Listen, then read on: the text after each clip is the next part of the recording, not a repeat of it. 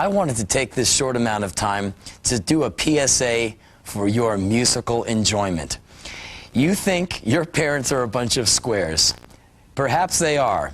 You should take a moment and dig through their record collection, if they have one. You might be surprised. I went through my mom's record collection several years ago and found that her musical tastes were incredible. She had Thelonious Monk, Miles Davis, John Coltrane, Sonny Rollins, Count Basie, Duke Ellington.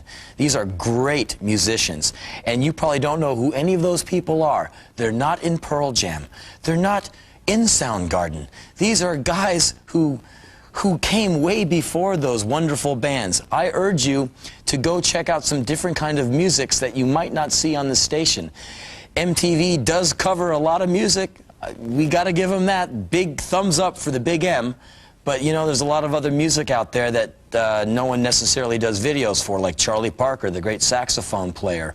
Or a guy like King Sunny Ade. You ever heard of him? He's from Nigeria. He plays wonderful music. Check out Bob Marley sometime. There's a lot of music that you can go out and check out. And there's a lot of great old rock and roll from when your parents were growing up, because believe me, when they were 18, they were thinking about all the same things that you think about right now.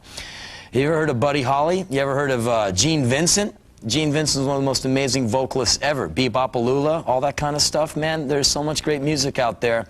I just wouldn't want to see you limiting yourself to like 10, you know, to the 10 cool albums that you see on the top 10 of Rolling Stone's college airplay list. Because believe me, you haven't even scratched the surface of the music that is out there. Why, at home, in my personal collection, I have over 70 John Coltrane CDs.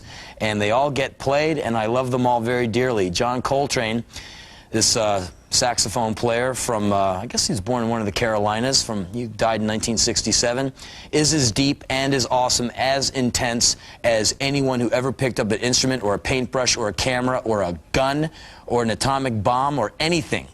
You should check out this stuff. I'm telling you, there's a world of music out there that would put many colors on your palette that you did not believe were there.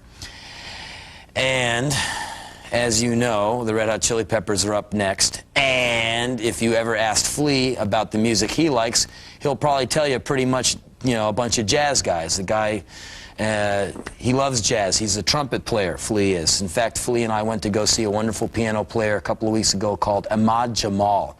Ahmad Jamal is a huge influence on Miles Davis. It was easily the best gig I saw in 1992.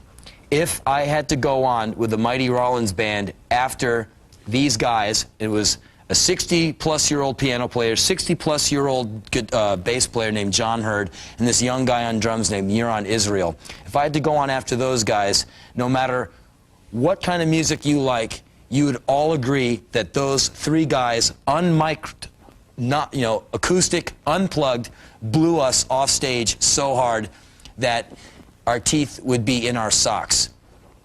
So, that's all I'm going to say. We're going to move on to the Red Hot Chili Peppers, jazz lovers. Please, please, please, please expand your musical tastes before it's too late.